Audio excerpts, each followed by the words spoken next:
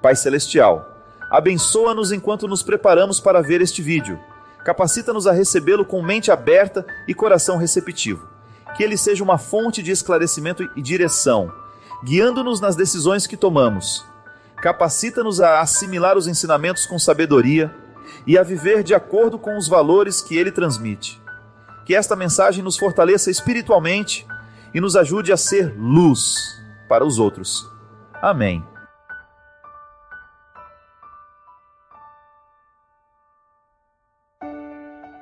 É uma passagem de São Paulo aos Coríntios, em que São Paulo salvaguarda, ele chama a atenção da necessidade que nós temos de cuidar do tesouro que é a fé. Ele diz assim: ora, trazemos este tesouro em vasos de barro, para que todos reconheçam que este poder extraordinário vem de Deus e não de nós. Somos afligidos de todos os lados, mas não vencidos pelas angústias, postos em apuros, mas não desesperançados, perseguidos, mas não desamparados, derrubados, mas não aniquilados. Por toda parte sempre levamos em nosso corpo o morrer de Jesus, para que também a vida de Jesus se manifeste em nossa existência mortal. Com efeito, nós que vivemos, somos sem cessar entregues à morte por causa de Jesus, a fim de que a vida de Jesus se manifeste em nossa carne mortal. Assim, a morte atua em nós, enquanto a vida atua em vós. Bonito demais esse texto. O tesouro que nós trazemos é em vaso de barro. Quando nós falamos aqui no início que a nossa fé, nem sempre nós temos uma fé madura para compreender essa parceria entre Deus e a humanidade, ou até mesmo para perceber que nesta parceria a primazia é sempre da graça divina. Santo Agostinho dizia que nós não somos capazes de realizar o bem sem que antes o bem nos tivesse sido dado, entregue. Então veja bem, o que eu faço porque Deus já fez em mim. Deus só pede aquilo que já nos deu. Olha como isso é interessante. Se Ele me pede que ame, é porque Ele já me deu amor anteriormente. Se Ele me pede que seja bom, é porque Ele já me deu a bondade anteriormente. É a corroboração dessa palavra. Eu não posso ser por mim mesmo. É sempre Deus que me abastece, é sempre Deus que me auxilia. E é por isso que eu preciso identificar no dia a dia da minha vida como é que eu posso viver essa parceria sem que eu tenha a pretensão de ser dele um assessor, sabe? De ficar dizendo a ele, porque o assessor é assim. Eu sei porque eu tenho assessor, no meu dia a dia eu sei como eles funcionam. Às vezes eu estou lá, pronto para receber fulano de tal, o assessor vem, o nome dele, tá, e eu já fiz que já sei. Não é verdade? Aí eu já vou, oi senhor Cristian, que bom recebê-lo. Mas não sou eu que sabia o nome do Cristian, é o assessor que falou entre dentes ali para mim, para que eu tenha condições de cumprimentar o Cristian quando ele chegar, já com as informações. Então são aquelas informações rápidas. Estou dentro da van e a menina já está falando, padre, o evento é tal, fulano de tal que vai nos receber, é o bispo tal, não sei o que, papapá, vai estar lá presente o padre, isso e aquilo, para que eu saiba quem são as pessoas. Às vezes nós queremos fazer a mesmíssima coisa com Deus. A gente acha que a gente é assessor dele, que nós vamos dizer a ele todas as novidades do mundo. É igual aquela reza que às vezes a gente vê por aí, né? Ô Senhor, olha para ele como ele está triste. Cura ele, Jesus. Não sei o que. Como se ele não tivesse condições de saber o que precisa ser feito. Como se o sábio da história fosse eu. Tá vendo, Senhor? Ela está muito chateada com a vida. Não, foi Jesus, realiza isso na vida dela. Gente, a nossa oração, ela não pode ter essa carga de arrogância, sabe por quê? Porque isso não nos amadurece. Senhor, nós apresentamos a pessoa, nós apresentamos a realidade dela, nós acreditamos no seu amor, nós acreditamos na sua bondade. Pronto. Isso, a gente fica mais humilde na reza, sabe? E aí também a gente vai permitir que aquela oração clareie dentro de nós o que nós precisamos fazer para que o milagre se cumpra. Porque é muito cômodo, né? Você acreditar num Deus Nestor, que está ali sempre ao seu dispor, pronto para fazer tudo aquilo que você pede, do jeito que você pede e na hora que você pede. E ai dele se não fizer do jeito que você pede, da hora que você pede. Não pode ser assim não. A nossa fé tem que nos dar a confiança de que Ele realiza aquilo que realmente precisa ser feito e que às vezes nem nós sabemos. Nós somos tão limitados que às vezes a gente acha que o que Deus precisa fazer é tirar esse negócio daqui e pôr aqui. E a gente fica com essa convicção, quando na verdade nós podemos estar muito equivocados. Não, Deus não tem que tirar esse negócio daqui, Ele tem só que arrastar para cá. E às vezes nós levamos um tempo para descobrir que aquilo que nós estávamos pedindo não era honesto.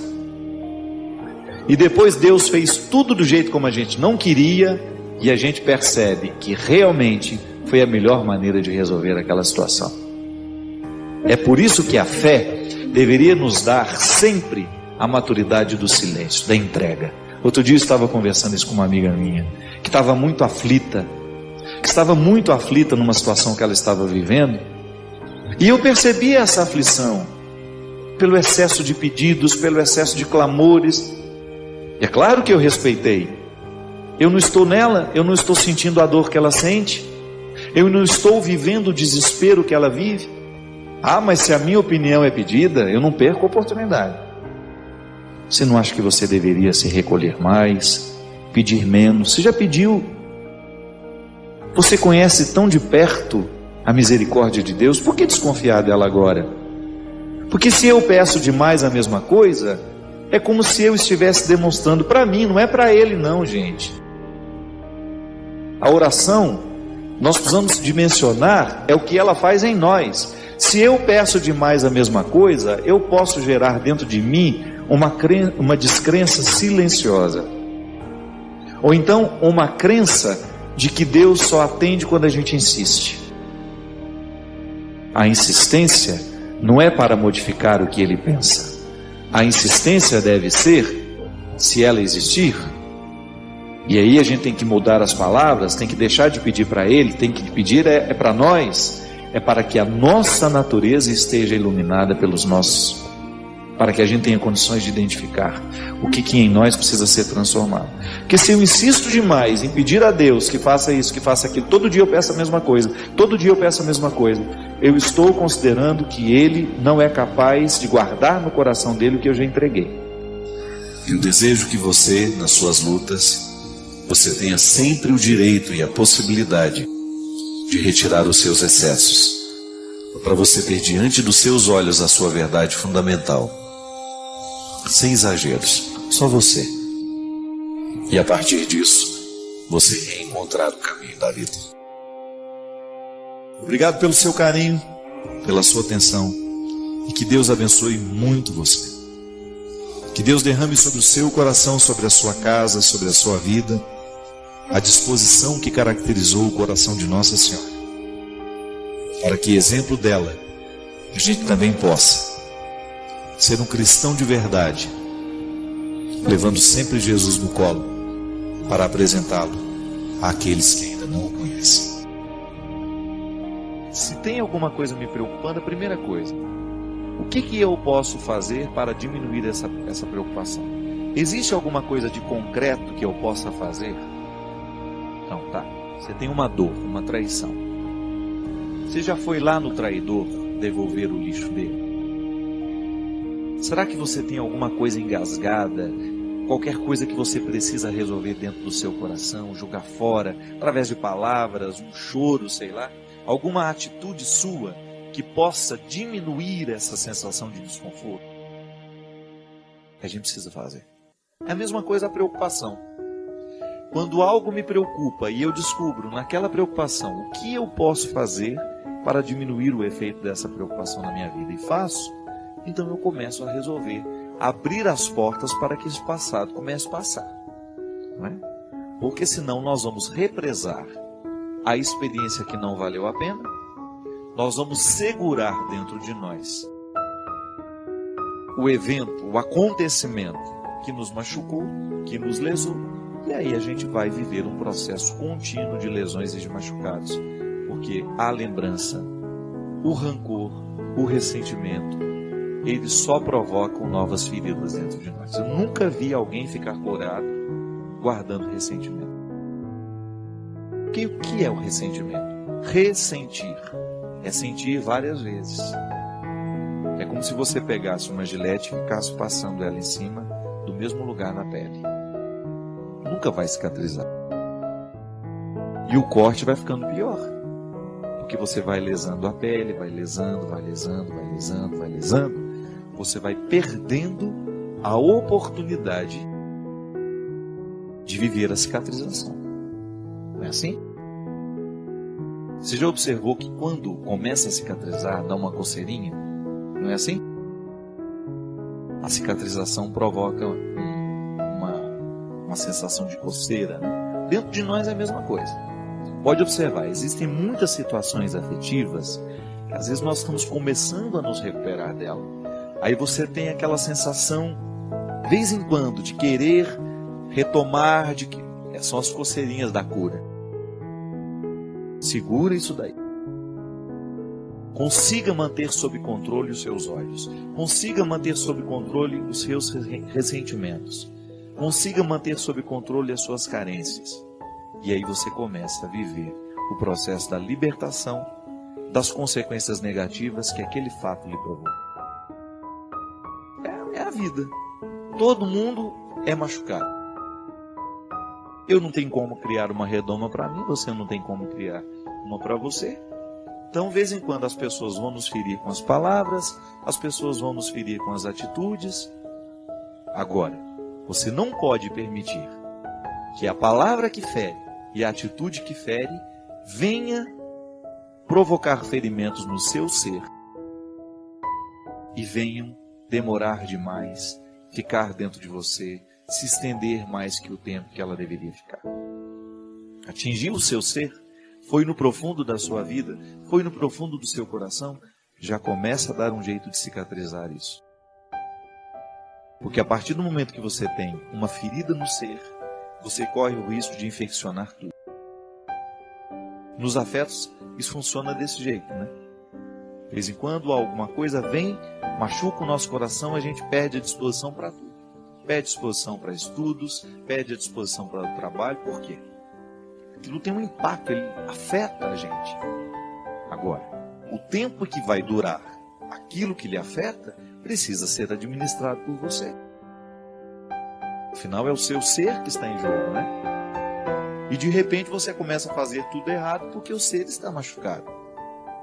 Então há sempre uma feridinha aí no ser que precisa ser cuidado. Minha gente, esse é um exercício de todo dia, tá vendo? Viver a experiência de ser com Jesus é a gente viver o tempo todo, administrar dentro de nós essas curas que nós precisamos viver para que a gente fique parecido com Jesus. Eu quero ser parecido com Ele. Mas para ser parecido com Ele, eu preciso curar no meu ser muitas coisas que estão erradas. Eu preciso de vez em quando visitar os meus passados, né? O meu passado, para compreender o presente. Por que às vezes eu sou arrogante? Será que em algum momento da minha vida eu fui humilhado demais? E porque fui humilhado demais, tenho dificuldade de administrar os momentos em que alguém me contesta? Ninguém é por acaso. A cura do ser acontece quando a gente reza, quando eu peço a Deus que venha curar o meu coração, que venha curar a minha mente. Essas são expressões que nós usamos o tempo todo. Mas Deus muitas vezes cura o nosso coração, cura a nossa mente através da nossa reflexão. Quando você começa a colocar em ordem os seus sentimentos desordenados, quando você começa a retomar a harmonia que às vezes a vida e os acontecimentos retiram. E é isso que eu desejo para você. Que no hoje da sua vida, da sua história, você esteja empenhado em curar as feridas do seu ser. se te machucaram, se te magoaram, se te feriram, não leve isso com você. Só leve como ensinamento para você não fazer com o outro. Mas não permita que isso vire amargura. A tristeza, para ser criativa, ela tem que exercer dentro de nós o movimento da superação. Então, porque eu estou triste, porque eu estou magoado, chateado, eu observo aquele momento, eu vivo aquele momento como um propósito de superar. Porque se eu não superar, eu corro risco de transformar isso em amargura. E amargura não faz bem ao coração. Coração amargurado não consegue perceber a vida. Coração amargurado fica focado nas mesmas coisas. Quando a gente foca nas mesmas coisas, quando a gente não amplia o nosso olhar, a gente corre o risco de infelicitar a nossa experiência de vida. Da mesma forma como o nosso corpo precisa de vacina para ganhar a imunidade, para não morrer de qualquer coisa, essas doenças que são simples, que uma vacina pode salvar, nosso corpo precisa de vacina. Desde quando nós somos crianças, a gente vai começando a ganhar a imunidade. Mas eu sempre digo que a saúde espiritual, ela também precisa de algumas vacinas ao longo da vida. E a primeira delas, a que nos imuniza para tudo que pode nos destruir da vida, é a certeza de que Deus nos ama. Ensine alguém isso. Talvez seja o detalhe mais bonito de ser colocado no coração de uma pessoa. A certeza de que ela é amada por Deus. Sim, porque às vezes a nossa destruição, ela nos chega quando nós não sabemos, ou quando estamos esquecidos que somos amados por Deus. Porque o amor de Deus, ele funciona na nossa história como amor próprio. Quanto mais você acredita que Deus te ama, muito mais condições você vai tendo de se amar. E quem se ama tem a imunidade mais poderosa contra as ciladas do inimigo. O diabo não pode fazer muita coisa no coração que se ama e se respeita. Pode observar. As destruições que o diabo oferece, elas sempre encontram espaço para crescer em pessoas em que não estão se amando, que estão vivendo um processo de desrespeito pessoal. Você sabe disso, eu não preciso ficar dizendo muito. Basta você revirar algumas páginas passadas da sua história e você vai ver o quanto você se tornou um alvo fácil para os diabólicos de plantão, no momento em que você não se amava, que você não se respeitava. E nessas mesmas páginas que te mostram o quanto você foi um alvo fácil para o diabo, nas situações diabólicas que existem pelo mundo o tempo todo, você também vai descobrir como você foi forte para dizer não àquilo que lhe destruía, porque a sua dose de amor próprio estava em dia. É por isso, minha gente, que a nossa vitória passa o tempo todo pela experiência de sermos perdoados. O perdão é a dinâmica da maturidade. Ele está no eixo da maturidade espiritual, da maturidade emocional, porque é quando a gente se perdoa daquilo que a gente não soube viver, que a gente se prepara para um novo tempo. Como nascer de novo. Toda vez que você perde tempo, esquecendo do valor que você tem, toda vez que você passa uma boa parte da vida se acusando daquilo que você não soube fazer certo, daquilo que você não acertou, Deus perde a oportunidade de cuidar do seu jardim. É tão importante você ter coragem de acreditar nisso. Eu sei que é difícil. Você acha que eu também não enfrento esse desafio todos os dias? Eu olho para mim, eu sei o tanto de defeitos que eu tenho, quantas fragilidades moram aqui. E acreditar que Deus me ama não é fácil. Eu já guardei tantas informações desagradáveis sobre mim que me chegaram pelos outros. Eu fui tão machucado pela vida, eu fui tão machucado pelas pessoas, e eu sou essa mistura de tudo isso. Eu preciso acreditar que Deus me ama, mesmo eu sendo tão fracassado em tantas coisas, e acreditando no fracasso que chegou à minha vida, porque outros me acusavam disso o tempo todo. Eu sempre gosto de dizer isso. Eu tenho uma profunda identificação com aqueles que não entram pela porta da frente, porque eu nunca pude entrar pela porta da frente. Eu também nunca fui muito acreditado. E não estou dizendo isso aqui para me lamentar, não. Estou apenas dizendo que se hoje Deus me coloca num meio diferente para estar com pessoas diferentes, é porque eu fui achado da mesma forma. E seria uma incoerência da minha parte não ter um profundo respeito por todos os que passam pelo meu caminho, por mais diferentes que eles sejam de mim, porque eu também um dia fui achado por Jesus assim, na beira da estrada. Eu não estava no caminho principal, eu estava na beira da estrada.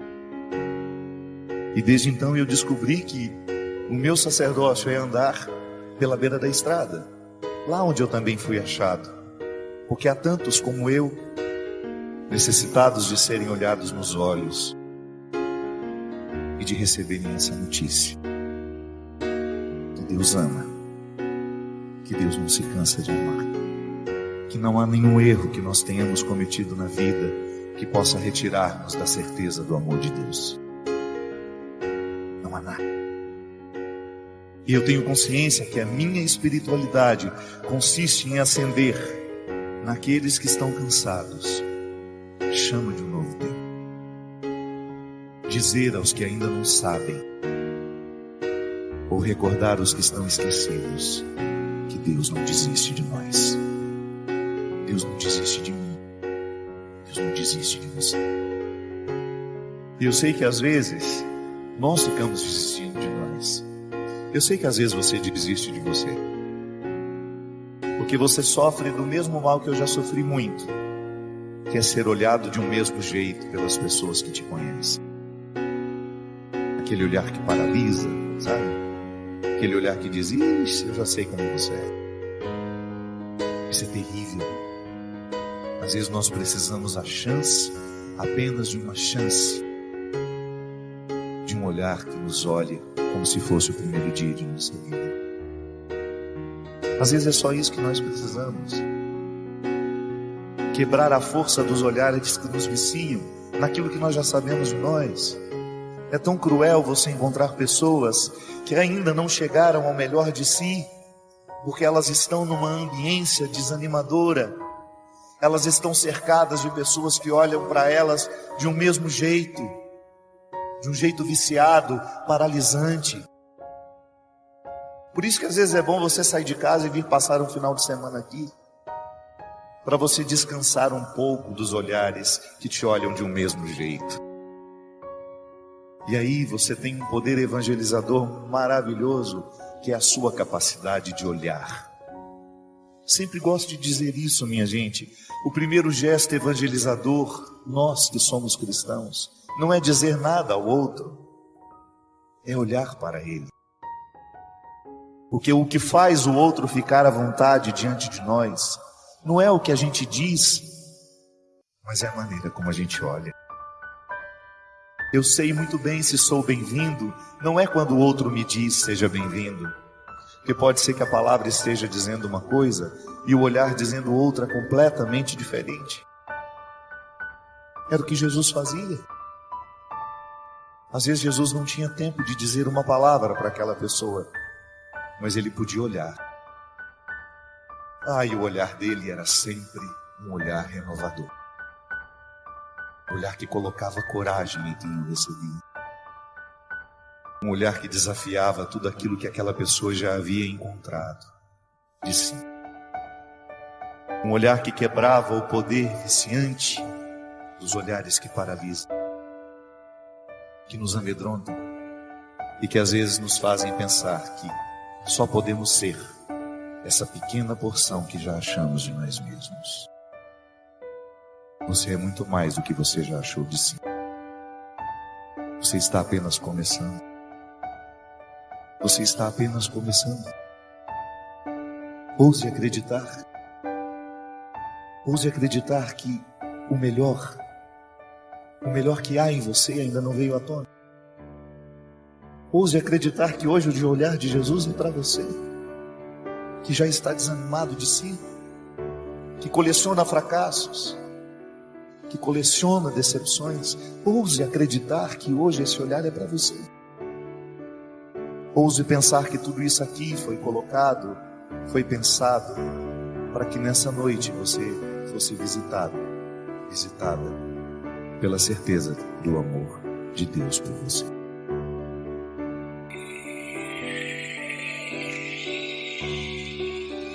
Então exerça o seu poder evangelizador agora. Olhe com amor para quem você pode. Isso. E se desse olhar nascer um abraço, que o faça. Às vezes essa pessoa saiu de casa para receber esse abraço agora, para receber esse olhar. Isso. Distribua gestos amorosos. Nós somos todos iguais, minha gente. Todos nós somos frágeis. Que nenhuma prepotência, que nenhuma arrogância espiritual sobreviva entre nós. Que nós tenhamos sempre diante dos nossos olhos a certeza de que a nossa fraqueza, a nossa miséria, ela não pode nos desanimar, mas ela precisa nos irmandar. Eu, quando sei que sou fraco, eu preciso olhar para aquele que está do meu lado com misericórdia, porque eu sei que ele enfrenta as mesmas fraquezas que eu. Muito embora eu, movido pela arrogância, eu tenho uma facilidade imensa de condenar no outro aquilo que eu não suporto em mim. Às vezes, por causa de uma vaidade espiritual, eu tenho uma facilidade imensa de gritar as fraquezas do outro, porque na verdade estou querendo sufocar as minhas. Às vezes tenho uma facilidade imensa de condenar naquele que está fora de mim, porque condenando, julgando pedra, é uma maneira que eu tenho de me esquecer, ainda que por uns instantes, que eu sou capaz de cometer um crime muito pior que ele. A nossa fraqueza não pode nos colocar arrogantes. A psicologia nos ensina que onde existe insegurança, lá existe agressividade. As pessoas mais agressivas são as mais inseguras, porque a agressividade é uma forma que elas têm de sobreviver. Mas nós não vamos nos render a isso. Eu não vou parar no rosto agressivo. Eu não vou ter medo da agressividade de ninguém. Eu vou oferecer o meu amor. Eu vou oferecer aquilo que eu sei que já está curado em mim. Porque não há uma maneira mais honesta de viver o Evangelho senão partilhando aquilo que eu recebo todos os dias. Eu recebo perdão, minha gente. Eu recebo misericórdia. Eu sou um filho da fraqueza, mas eu também sou um filho do céu. E eu não me canso de oferecer isso a quem passa por mim. Então, certos de que somos fracos, miseráveis, a gente acolhe melhor o que passa pela nossa vida. Deus ama você. Deus ama você. Sou Roberta, já lhe escrevi várias vezes e ando muito preocupada com a minha mãe, pois já fazem 8 meses que ela entrou numa depressão fortíssima e já não sabemos mais o que fazer. Eu e minha irmã, na verdade, não aguentamos mais, porque tem sido muito difícil e sofrido para todos nós, Padre. Sei que minha mãe sofre muito, mas também chego à conclusão que ela não se esforça para tentar mudar. Está fazendo terapia e o próprio médico fala que ela precisa reagir, só que ela continua na mesma. Às vezes perco a paciência, grito com ela, depois me arrependo. Não sei mais o que fazer. Chamo para ir à missa, para ir à praia, cinema, várias outras coisas, e nada ela quer. Só fica em casa sentada, deitada, e cada dia sente uma coisa diferente. Dor de barriga, dor de cabeça. Outro dia ligou aflita dizendo que os olhos pareciam pular, como se tivesse uma pressão alta no olho, né? Enfim, tem sido muito pesado, Padre. Sei que Deus não nos dá um fardo que não podemos carregar, mas está bastante difícil, e gostaríamos de pedir que o Senhor pudesse nos dar uma ajuda com sua palavra. O processo da depressão precisa ser tratado com muito cuidado, minha filha.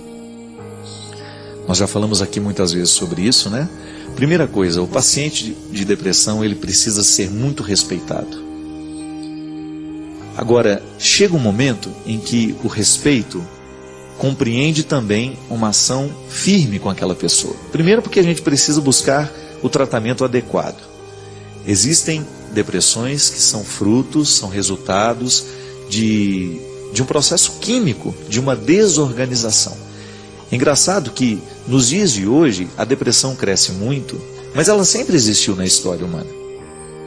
A gente tem essa depressão e hoje existe muitos casos mesmo, que a gente chega à conclusão que eles são resultados de um jeito estranho que nós estamos vivendo, de um jeito de viver, que está diretamente ligado à nossa alimentação, que está diretamente ligado aos nossos hábitos. Eu diria que você precisa ter cuidado com a sua mãe nesse sentido. Respeite, tenha paciência com ela, mas você também precisa colocar as regras. Quem está doente precisa se tratar. Porque se não se trata, adoece a casa toda.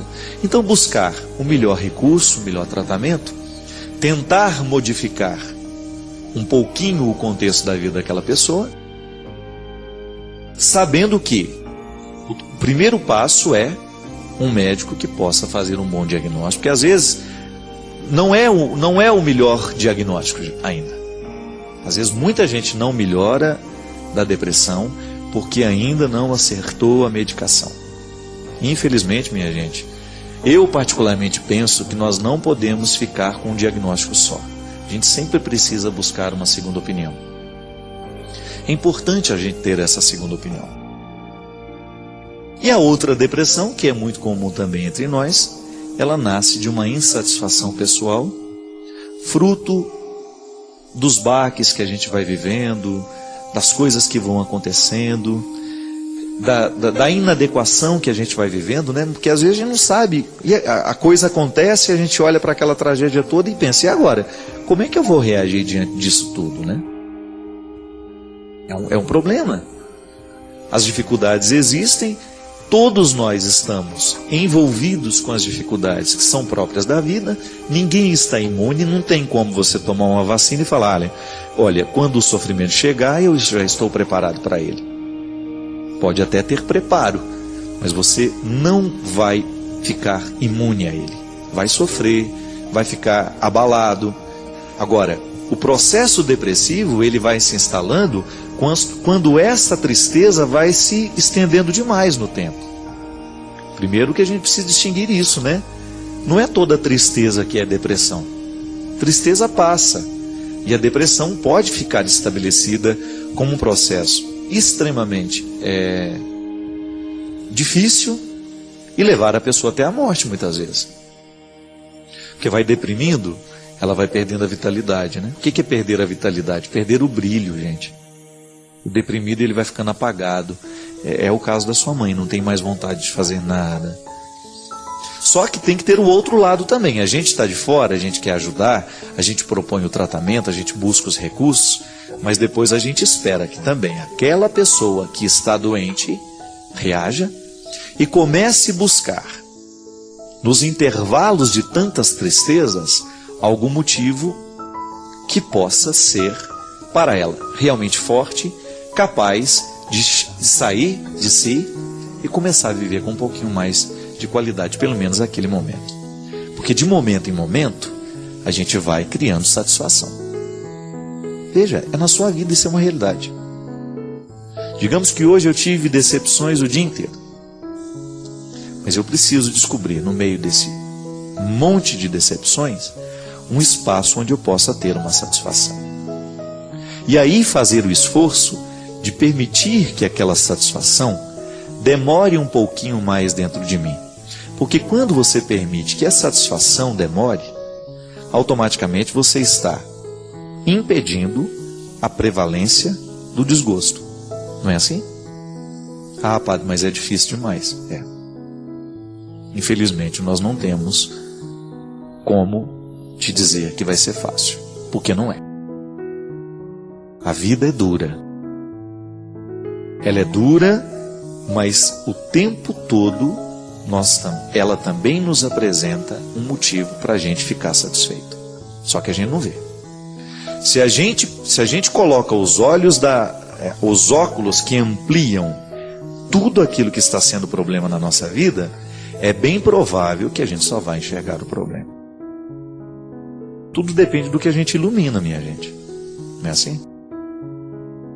Tudo depende do que a gente ilumina. Você tem uma luz, você tem um foco e você direciona. Essa é uma regra. Aonde é que você coloca a luz?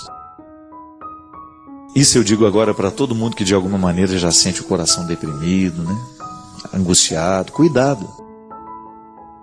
Não permita que suas tristezas demorem demais dentro de você. Lide bem com o seu sofrimento. Aprenda a lidar com ele. Descubra que o sofrimento, ele é uma ponte por onde você passa. Ele não é o rio onde você naufraga. Ele não pode ser o rio do seu naufrágio. Ele tem que ser a ponte da sua passagem. Sabe por quê, minha gente? Senão nós não vamos dar conta de muita coisa. Por isso que eu fico muito preocupado.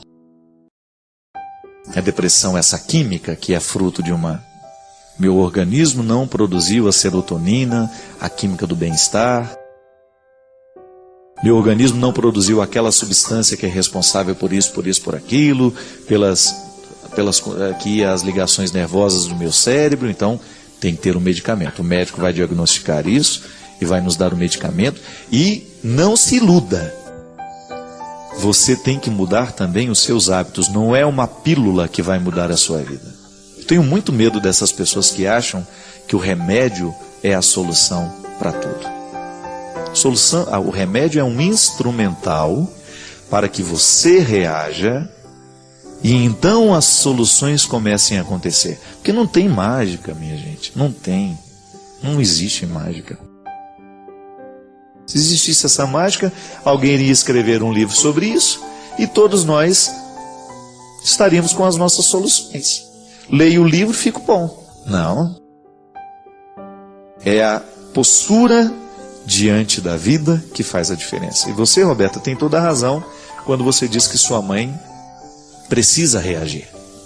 Ela precisa estar bem medicada e ao constatar que já está com o medicamento certo, ela vai começar a reagir. Então é o momento dela agir, reagir, né? Já está reagindo. É o momento de mudar um pouco a estrutura de vida dela, começar a colocar um pouco mais de satisfação, de pensamento positivo, para que possa superar. É nessa hora que faz muita diferença crer em Deus. É nessa hora que faz diferença viver em Deus. Por quê? Porque quem tem essa dimensão da fé dentro do coração, sabe disso por intuição. Que Deus não nos deixe esmorecer. Obrigado pela oportunidade de estar com você mais uma vez, de partilhar a nossa vida, de fazer deste momento um momento de encontro. O programa de Direção Espiritual é para mim uma oportunidade maravilhosa de tocar as realidades humanas que fazem parte do contexto da minha reflexão cristã. Me sinto muito feliz pela oportunidade de estar aqui e de saber que você está em comunhão comigo. Muito obrigado. E hoje eu quero começar o programa com um poeminha. Na verdade, nem é um poema, é um pequeno texto atribuído ao Mário Quintana, um grande poeta, um poeta gaúcho, que teve uma sensibilidade maravilhosa na sua observação do mundo. O poeta é esse ser, né? Atribuído de sensibilidade, entra 3, 4 vezes na fila, né? Quando Deus está distribuindo sensibilidade. E olha para aquilo que a gente vê todos os dias de um jeito novo. Mas aqui ele é muito concreto na maneira de entender as deficiências humanas. Deficiente é aquele que não consegue modificar a vida, aceitando as imposições de outras pessoas ou da sociedade em que vive, sem ter consciência de que é dono do seu destino. Louco é todo aquele que não procura ser feliz com o que possui. Cego é aquele que não vê o seu próximo morrer de frio, de fome, de miséria. é aquele que só tem olhos para os seus míseros problemas e pequenas dores. Surdo. O surdo é aquele que não tem tempo de ouvir um desabafo de um amigo, apelo de um irmão, pois está sempre apressado para o seu trabalho e quer garantir o dinheiro no fim do mês. Mudo é aquele que não consegue falar o que sente e se esconde por trás da máscara da hipocrisia. Paralítico é quem não consegue andar na direção daqueles que precisam de sua ajuda. O diabético é aquele que não consegue ser doce. E o anão é aquele que não deixa o amor crescer. Mas finalmente a pior de todas as deficiências é ser miserável. Pois miseráveis são todos aqueles que não conseguem falar com Deus. É verdade, né? A gente fica pensando que as nossas deficiências... Eu me lembro, minha gente, tive um encontro com uma pessoa que mexeu muito comigo. Eu era fráter ainda, não era padre ainda. E eu me lembro que essa moça tinha muitas deficiências físicas. E eu fiquei muito assustado na hora que eu estava diante dela. E ela com um sorriso ali naquela cadeira de roda, com as pernas totalmente tortas, os braços atrofiados, e ela me olhando, ela me disse uma coisa que mexeu muito comigo. Ela falou assim, me falou: prazer em conhecer você, né? E eu fico muito feliz porque você está vendo os meus maiores defeitos, então não tem como esconder de você. E eu fiquei muito tocado. Porque é assim mesmo, né? Às vezes a gente encontra pessoas tão bonitas, tão aparentemente, do ponto de vista estético, tão impecáveis, né? E aí quando você começa a conviver, você vai descobrir que ali existe tanta feiura. Eu sempre brinco, né? Que na vida a gente precisa ficar mais bonito. E quando eu falo que nós temos que ficar mais bonitos, eu falo da beleza total mesmo. Eu acho que se você precisa se cuidar, se você precisa dar um jeito em você, se você quer emagrecer, se você tem um projeto de ficar mais bonita, que junto com esse projeto de você ficar mais bonita esteja também a sua preocupação em ter cada vez mais uma alma dotada de beleza, porque é isso que faz com que a gente queira ficar por perto. Eu tenho visto e encontrado tanta gente que do ponto de vista estético apresenta tantas imperfeições, mas ao mesmo tempo tem um coração tão bonito, tem uma presença tão forte e faz uma diferença na vida. E a gente aprender a lidar com essas deficiências da gente aqui, essas todas que o poeta fala, né? Da loucura, da cegueira, da surdez. Tantas. São tantas as deficiências que a gente tem na vida. Realmente, às vezes, a gente é cego, a gente não consegue ver a pessoa que está do lado, precisando de nós, né? A mudez, a gente não consegue fazer brotar a palavra que verdadeiramente a gente precisa dizer. Como é difícil, às vezes, a gente fazer brotar dos lábios o pedido de perdão, não é? Pode ser que você hoje esteja vivendo isso. A dificuldade de de fazer a raiz do grito provocar essa palavra, me perdoa. Tanta coisa muda, minha gente, quando a gente tem coragem de dizer isso. Quando você sair aí do seu quarto, andar essa pequena distância da sua casa que separa do seu irmão, andar esse pequeno corredor que separa o seu quarto do quarto da sua mãe, bater lá e ter a sensibilidade, a simplicidade de dizer: mãe, me perdoa pela maneira como tenho te tratado, pela palavra grosseira que proferi, por não fazer esforço para dar certo com você.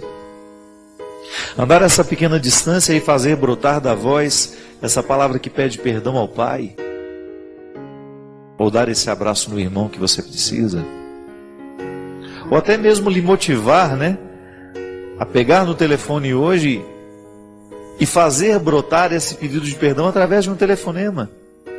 ligar para quem você sabe que você machucou, que você magoou. A vida fica tão diferente quando nós superamos a deficiência da mudez. Quando você é capaz de ultrapassar tudo aquilo que lhe impede de fazer a palavra brotar, a palavra que edifica, a palavra que constrói. Tanta gente precisando hoje do seu pedido de perdão. A gente tira o sono das pessoas às vezes com a nossa atitude. E às vezes um pedido de perdão não custa nada. E ele vai fazer um bem danado ao coração do outro. Ele vai provocar um benefício naquele que escuta. A gente cuidar da deficiência da nossa visão, né? Às vezes a gente é incapaz de perceber quem está do lado. Às vezes na necessidade de resolver problemas e situações, a gente fica tão egocêntrico, a gente fica tão voltado para a gente mesmo, a gente fica querendo exigir. A gente faz uma experiência de viver assim o tempo todo, sem ter a percepção do que está ao nosso redor. E quando a gente não percebe o que está ao nosso redor, a gente corre o risco de perder as prioridades, de ficar perdendo o nosso tempo com aquilo que definitivamente não é prioridade. As deficiências são muitas, minha gente. Eu tenho as minhas, você tem as suas. E se a gente não olha para elas com responsabilidade, a gente corre o risco de se transformar nelas. Isso é terrível. Quando a gente começa a se transformar no defeito que tem, na deficiência que tem. É uma consequência natural do defeito não cuidado. Se a gente não trata a deficiência, ela vai tomando cada parte do nosso ser e a gente vai se transformando nela. Eu não acredito que seja esse o nosso projeto de vida, né? Cuidar da deficiência nossa de cada dia, olhar para aquilo que em nós hoje é deficiente e ter a coragem, sob a graça, sob o auxílio de Deus, a gente modificar.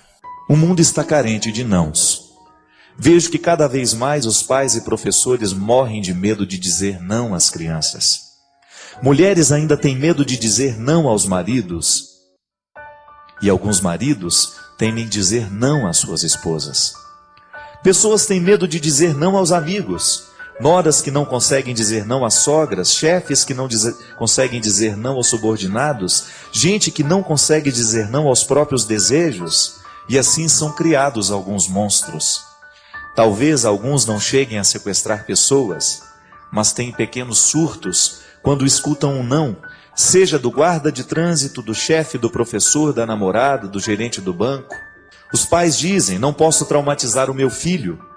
E não é raro eu ver alguns tomando tapas de bebês com 1 ou 2 anos. Outros gastam o que não têm em brinquedos todos os dias e festas de aniversários faraônicas. Sem falar nos adolescentes.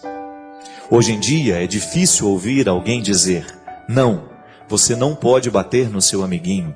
Não, você não vai assistir a uma novela feita para adultos. Você não vai passar a madrugada na rua. Não, você não vai dirigir sem carteira de habilitação. Não, você não vai beber uma cervejinha enquanto não fizer 18 anos. Não, essas pessoas não são companhias para você. Não, hoje você não vai ganhar brinquedo ou comer salgadinho e chocolate. Não, você não vai faltar na escola sem estar doente. Não, essa conversa não é para você se meter. Não, com isso você não vai brincar. Não, hoje você está de castigo e não vai brincar no parque. Crianças e adolescentes que crescem sem ouvir bons, justos e firmes nãos, crescem sem saber que o mundo não é só deles. E aí, no primeiro não que a vida lhe dá, e a vida vai lhe dar muitos, surtam. Não estou defendendo a volta da educação rígida e sem diálogo. Pelo contrário, eu acredito piamente que crianças e adolescentes tratados com amor real, sem culpa, tranquilo e livre, conseguem perfeitamente entender uma sanção do pai ou da mãe, intuem que o amor dos adultos pelas crianças não é só prazer, mas é também responsabilidade. E quem ouve uns nãos de vez em quando, também aprende a dizê-los quando é preciso. acaba aprendendo que é importante dizer não a algumas pessoas que tentam abusar de nós de diversas maneiras, com respeito e firmeza, mesmo que sejam pessoas que nos amem. O não protege, o não ensina, o não prepara. Por mais que seja difícil, eu tento dizer não aos seres humanos que cruzam o meu caminho quando acredito que é hora. E tento respeitar também os nãos que recebo. Nem sempre consigo, mas tento. Acredito que é aí que está a verdadeira prova de amor. E é também aí que está a solução para a violência cada vez mais desmedida e absurda nos nossos dias. Eu confesso, eu recebi esse texto na semana passada e iria lê-lo, mas eu gostaria de parabenizar sem saber quem é. Mas ela se propôs a fazer uma reflexão, gente, absolutamente válida para os dias de hoje. Minha gente, cada vez mais eu me convenço, e eu falo até aqui no meu livro do sofrimento, que as grandes tragédias, elas são alimentadas aos poucos. Grandes tragédias acontecem a partir de pequenos descuidos. É interessante que uma tragédia, quando ela acontece, ela é uma junção de uma série de pequenos detalhes que foram desconsiderados. A verdadeira educação, eu trabalhei e estudei muito o processo educacional, e tenho certeza que muitos educadores que agora me acompanham vão de concordar comigo. Um processo educacional, ele só pode ser saudável a partir do momento em que há um equilíbrio entre sim e não. Não estou querendo propor um modelo educacional repressivo, coercitivo, que venha impor pela força do grito, que venha proibir tudo aos filhos, não. Mas o que essa psicóloga está propondo é que a gente assuma a responsabilidade na hora certa, para que depois a gente não seja responsabilizado por coisas piores, por coisas trágicas. Hoje, minha gente, o grande desafio nosso como pais e mães, como educadores, como pessoas que de alguma forma têm a possibilidade de interferir no processo social, é a gente educar as pessoas para o limite, para a situação em que todos nós teremos que enfrentar, em que a vida vai nos oferecer um não. Nós não podemos encontrar uma pessoa que foi feliz e que foi realizada, que só encontrou sim pela vida, muito pelo contrário. Aliás, eu acredito que uma pessoa ela vai se tornando interessante à medida em que ela vai conseguindo vencer as adversidades que encontra. Ninguém nasce pronto. Nós não temos a possibilidade de ter uma vida pronta, um mundo ordenado, se a gente não passa pela experiência de produzi-lo. E um filho é um empreendimento que precisa o tempo todo ser talhado, como se fosse mesmo uma escultura, a partir deste formão humano, desta ferramenta que se chama amor, que dá 2 golpes. O amor é uma ferramenta que dá 2 golpes, para permitir e para negar. Engana-se aquele que pensa que o amor é uma ferramenta que só dá o golpe da permissão. Não.